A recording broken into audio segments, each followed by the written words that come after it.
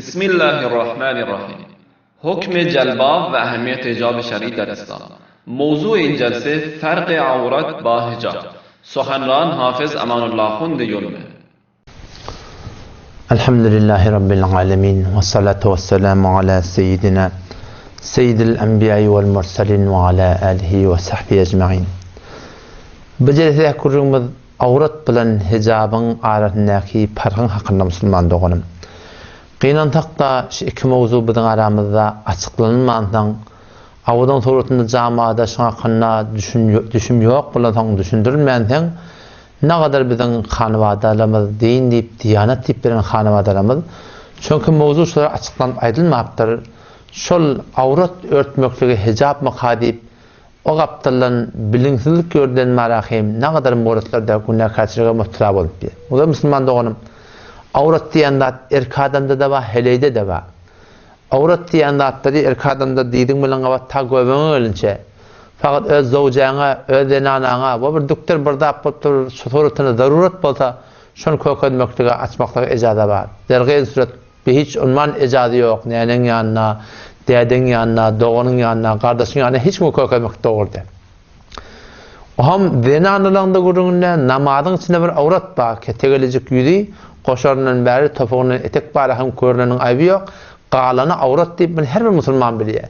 Müslüman doğan avrat şol avval kul iman getirinde melek bizim başımızda farz var diye. Hetmin örtülmeli. Şol imandan sonra inki Muhammed'in namaz avrat örtülür olmalı. Pas avrat avvallan ne var ahi Müslüman doğan neme? Şehir bir Müslümanın boyunda farz. Elbette şu mevzu var ahi düşünülmeden şu kun camiada ne kadar ayarlıqlar var, din, diyanet deyip yerler var. Allah'ın razı etmekle maksatlar var.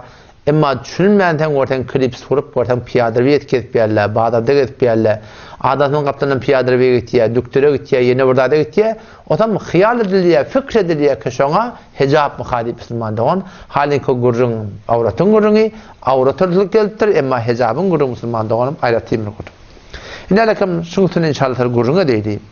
İnsanın bayat fikir doğrulanmalı, amal doğrulanmalı, insan tayak doğrulanmaya. Şayet tayantık doğrudan bir iş ettin ama insan ütkemeli, yürekten ütkemeli. İnsanın fikir doğru olmalı ta ki insan doğru öğretiminde amal etti Müslüman doğan. Yine lakin şu kitabı kimin elimde var? Mariful Kur'an cildi yazda Mufti Şefii rahmetullahi aleyhim yadan tefsir kitabı. Ve çünkü şu Mufti Şefii rahmetullahi aleyhi Hanefi mezhebinin öğretisinde ulaqamın mufti deyip tanıyan adam, fakih deyip tanıyan adam, şu tarzda ben şu kitabı intikab ettim tefsirde. Çünkü tercüme-i Farsi bizim aramızda var, her kim okuyup bilecek. Ve bu tarzda da Ahkamul Kur'an'ı fıkhi kitabı var. Yani Mufti Şefii rahmetullahi aleyhim cildi se Ahkamul Kur'an'na şu mevzunun malahim qavturatını açıklayıp da malahim hicabının, avratın gururunu açıklayıp düşündürttür. O zaman işte da cildi yaz deyatinde Mariful Kur'an'la o zaman sefeyi sedefta diye farkı miyane ahkam-ı sitre orada hicab-ı zenan deyip bırakayım şunu cüdegâne bırakayım öyle açıklayıp aydıptır. Siz ayarlı olur, erkek Müslüman doğrulam her yerde elhamdülillah savatlı adamlar var. Bu da her yerde tavırlayan tefsir. Şunu inşallah alıp okuyduğunuz bırakayım şu guruntuda açıklanıp da arahın qavturatında vazih olur ki iki gurun cüdegâne bir gurun. O hemşiren ki Hanefi mezhebinin baştaki kitabı Behr-ü Raik cildi 4 sefeyi 287'sinde şu gurun gerekli ve Ahkamul Kur'an'da cildisi sefeyi 404'ünde bırakayım Müslüman doğanım şu gurun bırakayım açıklayıp suratında geliptir ki el-mukaddimetu في بيان الفرق بين الستر العورة والحجاب. مقدمة قرون عمانتنا دي كعورة بين الحجاب حقنا قرون فرقة دي. فإن أكثر ما نشأت فيه من الشبهات والتخليط والتلبيس إنما وقع لعدم الفرق بينهما مع أنهما أمران مختلفان لا يختلف فيه اثنان وذلك بوجوه إكدانا جداغانا قرون دي. حجاب قرون جداغانا وينقي avratın gurrunu cüdegâne diye. O da Müslüman Mufti Şefii rahmetullahi aleyh şi Ahkamul Kur'an cildisi sefeyi çarsız çarına haddül hicab-ı şer'i deyip de var şu gurrun açıklayıp aydıptır ki ne kadar gurrunları açıklayıp aytya ol.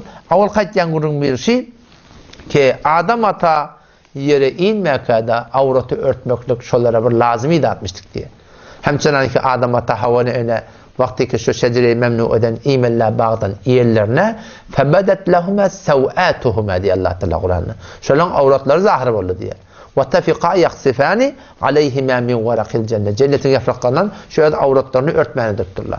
Biz Müslüman doğan ve de dikkat edelim. Avrat bilen hicap fark et ya. Avrat şol cennette de var akşam açık gelmeklik Müslüman doğan. Şu tadı da ayıp biliniye, şu tadı insan sonra ne edecek? Haya edecek. Belki en başta aytdım, iman getirilenden sonra en mühim terim mesele ne mi? Namaz okuymalı, namaz okuyacak olsa ne öyle yaşta namaz okuyacak olsa Müslüman doğan, ştada var akşam avratımı da örtmeli oluyor. Mufti Şafii rahmetullahi aleyhi şunutuna gurun etti ya, وَلِذَٰلِكَ كان ستر العورة فرضا في أول الإسلام من أول يوم بل ثبت ضرورته والتأكيد به قبل بعثته صلى الله عليه وسلم دي بالهم شغرني أتقلاب أيضا فهذا حكم ستر العورة مقتضي على فرضية من أول النشأ وأول الإسلام مسلمان سلم أول نما راخيم شبر بعدت ولا كذلك الحجاب حجاب غرني عورة غرنا فرقتها فإنه لم يكن في أكثر الشرائع وأول الإسلام بل نزلت فرضيته في سنة 3 أو 5 بتر شو الباش إنجيل يا إنجيل وراخيم شنقنا حجاب حقنا نعم ديا الله تعالى حكم نازل كما عرفت فظهر الفرق بينهما من جهة الحكم وتاريخ النزول تشتري أنغليارتن ديا أنغلمالدات شنو ديا كشي تاريخ حجاب يعني نزول حجاب عورتن نعم ديا كلن fark ettiği dibettiği Müslüman doğun. O tam şunu tüne varahim, ken gurunları açıklayıp aydıptır. Toram da ahırda lobbe kelam ettiği vaktalitil emru ala ketirin minen nas festedellu bistisnal veçh vel keffey minel avre ala enne hicabehuma gayri vacib. Dipte varahim, şıkkalet fikri iki camiye ehlizin ol cemaatte ba, avret bilen ikisinin arasının farkını anlamani ne kadar adamlar şu avreti örtmeklik varahim farlığını düşünüptürler. Emma hicabı ait etmeklik vacib, onu terk etmeklik haramlığını düşünmediğim Müslüman doğanım, şu adam malakım aytiye. O zaman şu taydan avrat erkeklerde de var, heleylerde de var. Ama hicabın gurun, kimin gurun Müslüman doğan? Hicab, mahsus, denarların gurun. Hicab ne yaparım bu diye heleylen hakkında ki bir örtmeli yeri var, örtülmeli vakti var, bir önmeli vakti var, sonra ait etmeli. Elbette bir mevzu başta da ki denarına ayarlı olur, dikkat etmeli.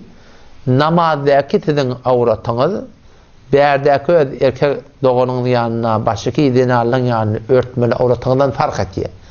Yani namazda tegelecek yüzün ve koşarından etek, ondan sonra barakayım, topundan etek görünmelilerden. Ama yüzün görüntülen ayıbı yok. Ama berdeki, o namazın görünüyor. Ama berdeki öz ve erkek doğanın falanın hop avratı koyulmalılar da, erkek adamın avratı hemişe örtülü olmalı. Bir hiç suratında koyulmak doğru değil. Ama denananın avratı namazda fark ettiği, namazlıktan düşünden sonra şol örtmeli ki namazda örtmeli, hetmi için şu suratını örtmeklik var şunun boyuna lazimi değil Müslümanlığı. Elbette burada şu suratını ne kadar var, gedi bildi. Ondaki beter kavgalar, ama etmeklik de bunu etmeklik kavgalar şuna icade veriptir. Neyme suratını ahkamul Kur'an'na Mufti Şafii rahmetullahi aleyhi cildisi sefeyi 419'da ve 429 ve 430'da şunu gurun edip aydıptır ki denanılar namazdan sonra bağıştan ayarlıqlar kenizle yalaq deyiptir da kenizlen ne kadar yer örtülü olmalı, şol miqdar örtülü olmalı. Adam şu taydan denanılar hamana başaki denanların yanına, erkek doğanın yanına, dedenin yanına koşar görüneni bilen, o yan boqurdak burada adı görüneni bilen, bir miqdar var hem topuğundan goyanrak görüneni bilen burada adı bilen, şun hakkında bir irade yok da Müslüman doğulmuşlar da aydıptır. O zaman şu taydan malakı Müslüman doğulam, şu gurun biz kamil düşüneli, avratın gurun juda gane gurun, hicabın gurun juda gane gurun. Avrat erkekte de var, zenanede de var. Zenane hem avratını örtmeklik var, erkek hem avratını örtmeklik var. Elbette avratı namaz bilen, avratı umumi halat ki öz mehremlerinin yanına yetmiyor, ol denane'den ki şun hakkında fark ettiğinden düşünülür Müslüman doğum. İnşallah baştaki gurunlar hem şu suratında, baştaki kısmetlerde şimdi böylecik Allah Teala tevfik edip gurun verir. Umid ki Allah Teala şu gurun varahim qavturda açıklanıptır. Gelecekte bir qavturunda hicab İslami bizde varahim camiada görüp de şunun inşallah hoş olmakla dünya ahirette bizlere nasip etsin. Vesselamu aleyküm ve rahmetullahi ve berekatuhu.